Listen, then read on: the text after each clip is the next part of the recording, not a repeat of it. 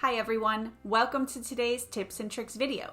My name's Valerie, I'm an Evolve 365 learning strategist at Planet Technologies.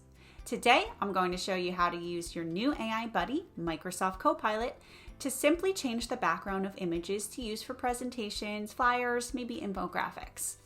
Copilot makes it really easy to make sure everything looks cohesive and professional by matching your theme's color scheme.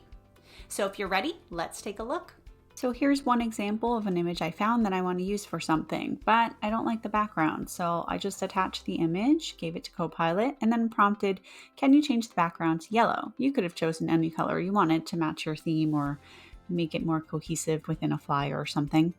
And it did a really good job. Now, when you ask for an image, give it a second. It takes a little bit, and don't switch screens because it sometimes can just blank out and it won't work. And here's one more example of an image that I found that I wanted to use for something. I don't like the background, so I just asked it to change it to purple, and really great job there as well. That's it. Thanks for watching. See you next time.